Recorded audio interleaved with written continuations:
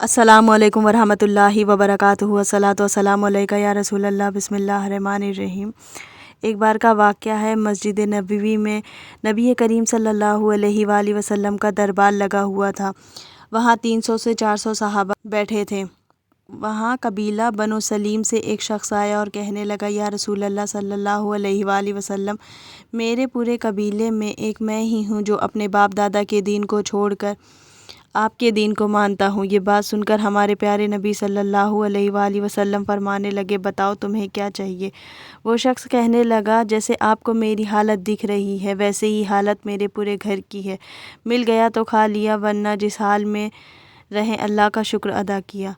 اے نبی کریم صلی اللہ علیہ وآلہ وسلم، میں بہت غریب انسان ہوں، ہو سکے تو میری کچھ مدد کریں۔ اس مجمع کو دیکھ کر نبی کریم صلی اللہ علیہ وآلہ وسلم فرمانے لگے، ہے کوئی شخص جو اس کی مدد کر سکے؟ ہے کوئی شخص جو اس کو سواری دے سکے؟ ایک صحابی کھڑے ہوئے اور کہنے لگے، یا رسول اللہ صلی اللہ علیہ وآلہ وسلم، میری سواری باہر کھڑی ہے، وہ سواری میں اس شخص کو دے دیتا ہوں۔ پھر نبی کریم صلی اللہ علیہ وآلہ وسلم نے فرمایا، یہاں ہے کوئی شخص جو اس شخص کو کپڑا دے سکے؟ حضرت عثمان رضی اللہ تعالیٰ عنہ کھڑے ہوئے اور فرمانے لگے، یا رسول اللہ، میں اس شخص کو کپڑا دے دوں گا۔ یہ سن کر وہ شخص کہنے لگا، یا رسول اللہ صلی اللہ علیہ وآلہ وسلم، کپڑا اور سواری تو ٹھیک ہے، پر مجھے بھوک لگ رہی ہے، کھانا کھلا دیجیے۔ یہ سن کر نبی کریم صلی اللہ علیہ وآلہ وسلم فرمانے لگے، کیا یہاں کوئی ہے جو اس شخص کو 2 روٹی کھلا دے؟ جو اس شخص کو روٹی کھلائے گا اس کو میں جنت کی ضمانت دیتا ہوں، نہایت سستا سودا ہے۔ یہ سن کر تمام صحابہ کے سر جھک گئے اور ان کی آنکھوں سے آنسو جاری ہو گئے۔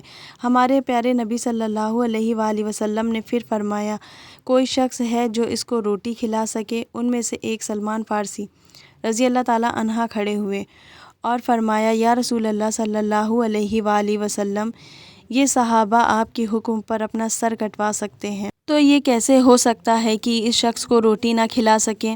اے نبی کریم صلی اللہ علیہ وآلہ وسلم، جتنے صحابہ یہاں بیٹھے ہیں، کسی کے گھر میں 3 دن کا فاقہ ہے، کسی کے گھر میں 4 دن کا فاقہ ہے، کسی کے گھر میں روٹی ہی نہیں ہے جو اس شخص کو کھلا سکے۔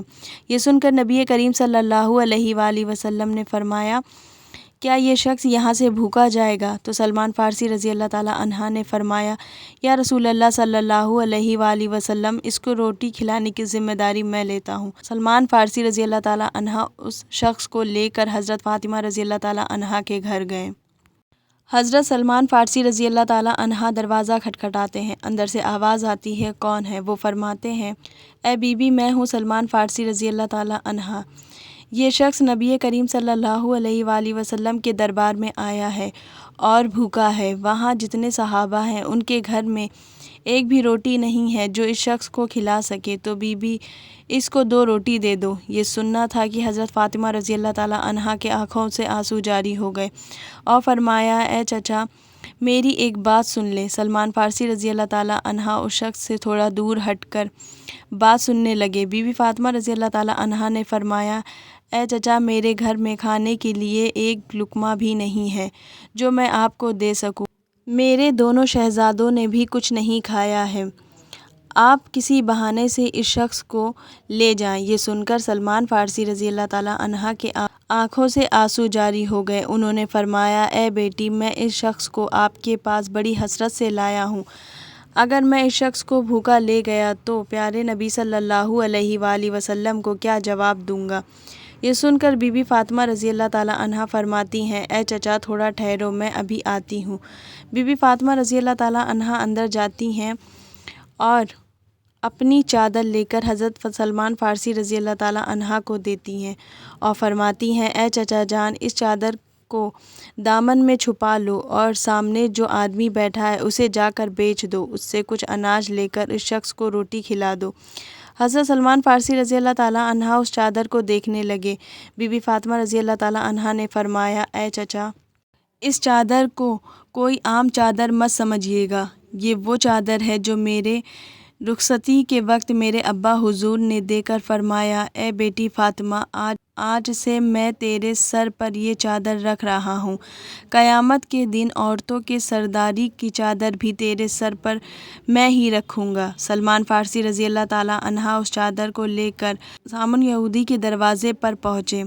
اندر سے وہ یہودی باہر آیا۔ حضرت سلمان فارسی رضی اللہ تعالیٰ عنہ فرمانے لگے، اے سامن، آج تک سامان کے بدلے گندم دیا ہوگا، جو کے بدلے آٹا دیا ہوگا، مگر آج میں تمہارے پاس ایک ایسی برکت والی چادر لایا ہوں۔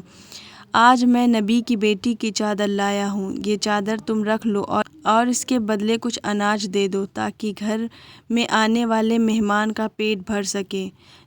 جب یہودی نے ہاتھ میں ترازو پکڑا اور اناج تولنے لگا، اناج تولتے تولتے یہودی نے سلمان فارسی رضی اللہ تعالیٰ عنہ سے پوچھا، یہ چادر تم کیوں بیچنا چاہتے ہو؟ حضرت سلمان فارسی رضی اللہ تعالیٰ عنہ فرمانے لگے، پیارے نبی کی پیاری بیٹی کے گھر مہمان آیا ہے جو بھوکا ہے اور ان کے گھر میں کھانے کے لیے کچھ بھی نہیں ہے۔ وہ مہمان ان کے گھر سے بھوکا نہ جائے، اس لیے بی بی فاطمہ رضی اللہ تعالیٰ عنہا نے اپنے سر کی چادر دی ہے تاکہ اس کو بیچ کر اس شخص کو کھانا کھلا سکے۔ یہ سن کر اس یہودی کے ہاتھ سے ترازو چھوٹ جاتا ہے اور اس نے وہ چادر اٹھا اس چادر کو لے کر اپنے ماتھے سے لگایا اور کہا، سلمان رکو، میں ابھی آتا ہوں۔ وہ گھر جاتا ہے اور اپنے گھر سے ایک کتاب لاتا ہے اور کہتا ہے، اے سلمان، آپ کا خدا بھی سچا ہے، آپ کا رسول بھی سچا ہے اور ان کی بیٹی بھی سچی ہے۔ یہ سن کر سلمان فارسی رضی اللہ تعالیٰ عنہ نے فرمایا، اے سامن، تم کیا کہنا چاہتے ہو؟ یہ سن کر وہ یہودی کہتا ہے، دیکھو، یہ کتاب ہماری ہے مگر اس میں باتیں تمہارے نبی کی لکھی ہے۔ اس میں لکھا ہے جو آخری پیغمبر ہوں گے ان کی بیٹی اتنی سخی ہوگی کہ اس کے دروازے پر ایک غلام ایک مہمان کو لے کر آئے گا، تب ان کے گھر میں کچھ بھی کھانے کو نہ ہوگا، تب وہ اپنے سر کی چادر بیچ کر اس مہمان کا پیٹ بھرے گی۔ وہ یہودی کہنے لگا، اے سلمان، تمہیں جتنا بھی اناج چاہیے لے جاؤ اور یہ چادر بھی لے جاؤ اور بی بی کے سر پر ڈال دو۔